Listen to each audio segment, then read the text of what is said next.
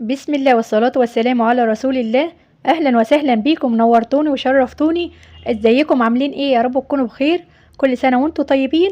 النهاردة بقى هعمل معاكم العيش البلدي بخطوات سهلة وبسيطة، واللهم بارك العيش كله ارتفع. هقولك بقى على العجينة المظبوطة والسوى المظبوط، بس يا ريت تتابعيني للآخر.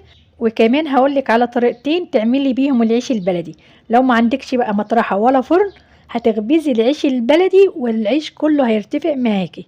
يا ريت بقى لو اول مره تشرفيني، يا ريت تدعميني باللايك واشتراك للقناه علشان يوصلك مني كل جديد. في الاول بقى بنسمي الله ونصلي على الرسول عليه افضل الصلاه والسلام. انا النهارده هخبز معاكم دقيق مدعم، يعني دقيق اسمر.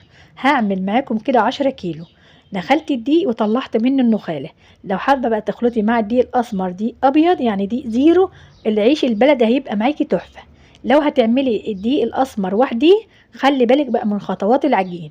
معايا كده معلقتين كبار ملح ومعلقتين كبار خميرة فورية، ضفتهم مع الدقيق وهنقلب بقى الدقيق كويس جدا. بعد كده هننزل بالمية والمية تكون دافية. اهم حاجة خطواتك في الشتاء تكون مظبوطة، يعني المية بتكون دافية والخميرة تكون مظبوطة. وكمان ما نطولش في وقت العجين، وعلشان ما تطوليش في وقت العجين عايزاكي بقى تمشي معايا خطوة خطوة. انا عملت ايه في الاول؟ انا نزلت بالمية على الدقيق، بس ما طريتش العجينة قوي، يعني كل ما الدقيق كان بيحتاج معايا مية كنت بنزل بالمية واحدة واحدة لحد ما الدقيق اختفى. وكمان العجينة لمت وبقت عجينة يابسة، ولتتها الاول على اليابس. بعد كده هنبدأ بقى ان احنا نطر العجينة بس واحدة واحدة، علشان العجينة ما تتقطعش وما نعرفش نكمل بقية العجين ويغلبنا. يعني انا بطريها واحدة واحدة، والعجينة كمان كانت بتتقطع. بس بعد ما لتيت العجينة ملمسها بقى ناعم، وكمان اتخدمت، واللهم بارك كانت تحفة. فنخلي بالنا بس من خطوات العجين. شايفين بقى ملمس العجينة في الاخر نعمت. وكمان نعمل بقى اختبار علشان نشوف العجينة مظبوطة ولا لا. بنقطع رغيف وبنحطه بقى على وش العجين. لو سرح معانا على بسيط يبقى كده العجينة مظبوطة. لقينا بقى العجينة كده مظبوطة، ببل بس ايدي مية وبعجنها تاني. لو لقيتي الرغيف اللي انت قطعتيه وحطيتيه على وش العجين سرح جامد، يبقى كده العجينة طرية قوي وهتغلبك في الرح. يا ريت بقى تحط لها دقيق تاني وتيبسيها شوية.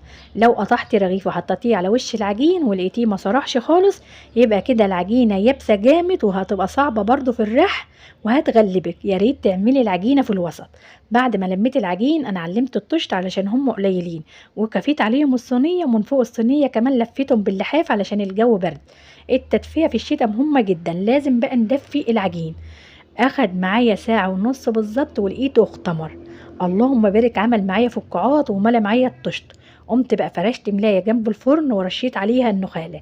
لو هترش النخالة في الصواني تقلي شوية علشان ما يلزقش معاك.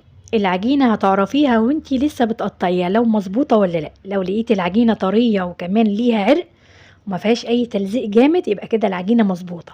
بنقطع بقى بزيت وبنوسع بعيد عن بعضه علشان لسه هيخمر. لو هتقطعي بدقيق هتقطعي، بس هتغطي علشان ما يعملش معاكي طبقة ناشفة. اهم حاجة وانتي بتقطعي من الطشت ما تفشيش الخمر، قطعي على طول، يعني على حرف الطشت كده وقطعي. وكمان علشان ما يبقاش يغلبك وانتي بترحيه يبقى صعب، وكمان علشان ما يبقاش فيه نفطة. اللهم صلي وسلم وبارك على سيدنا محمد وعلى ال سيدنا محمد.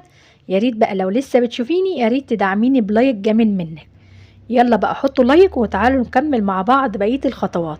لو انتي اول مرة تمسكي المطرحة ما تمسكيهاش من فوق كده زي ما انا ماسكاها، لا يا ريت تمسكيها كده من تحت اليد. جربي بقى ان انتي تمسكي المطرحة كده من تحت اليد، هتلاقي نفسك بتعرفي ترحي وتنطري الرغيف. يا ريت يبقى جنبيكي شوية نخالة على شوية دقيق، تخليهم جنبيكي كده للرح علشان الرغيف ما يتلزقش معاكي على المطارح. يعني بترشي بيهم المطارح، وتاخدي بقى الرغيف وتحركيه من على المطرحة في الأول، وبعد كده حروفه كده وتبططيها، علشان كده هتعرفي ترحي الرغيف وما يتقلبش معاكي خالص. اللهم صل وسلم وبارك على سيدنا محمد وعلى آل سيدنا محمد. بنجرب بقى أول رغيف، لو لقيناه مظبوط بنكمل بقية الخبيث.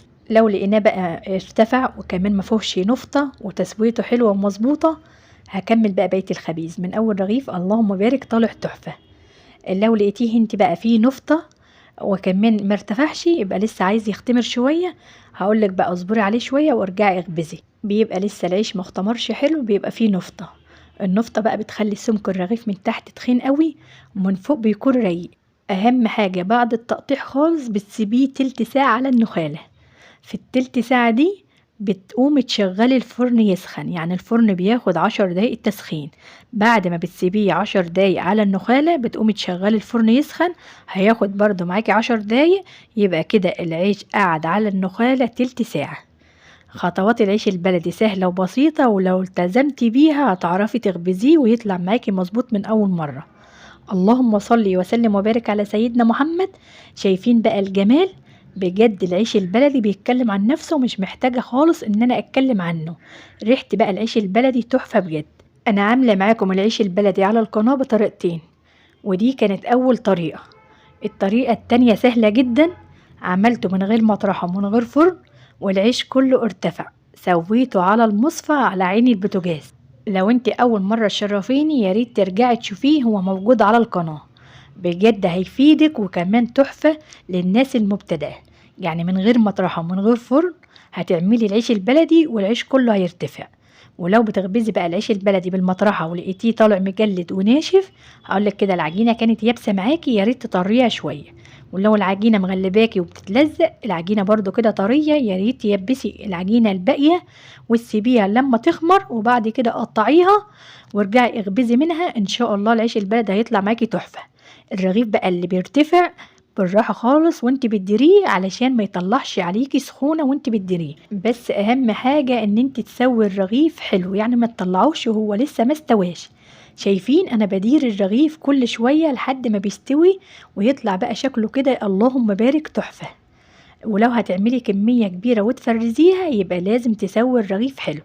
ولو بتخبزي بقى والرغيف بيتلخبط معاكي وانت بترميه، هقولك بقى وطي الشعلة شوية وانت بترميه علشان ما يتلخبطش معاكي. اللهم صل وسلم وبارك على سيدنا محمد وعلى آل سيدنا محمد. خطوات العيش البلدي سهلة وبسيطة، لو التزمتي بيها هيطلع معاكي مظبوط 100%. لو أول مرة تعمليه جربي في كيلو أو 2. لو ظبط معاكي تقدري بقى تعملي الكميات اللي انت عايزاها. وكمان ياريت تعملي حجم الرغيف أصغر، يعني ما تعملوش الحجم الكبير، علشان بس احنا لسه في الأول، علشان ما يتلخبطش معانا وكمان نعرف نريحه. العجينة بقى لو مظبوطة معاكي الريح هيبقى سهل خالص، يعني مش هيبقى فيه حاجة صعبة خالص. أهم حاجة بس التدفية، وما نستعجلش خالص ونقوم نقطع الا لما نلاقيه اختمر، وبنسيبه برضه على النخالة يختمر. ان شاء الله هتخبزي بقى العيش البلدي هيطلع معاكي من اول مرة مظبوط. يعني انا بخبز العيش البلدي وحدية ومفيهوش اي حاجة صعبة. انا كده بقى خلصت الكمية كلها، قمت بقى فرشتها على الملاية علشان تبرد. اول ما تبرد انا هقطعها واعبيها في اكياس. بتمنى بقى ان يكون شرحي بسيط، واتمنى ان انت تدعميني بلايك واشتراك للقناة. استناني في فيديو جديد. السلام عليكم ورحمة الله.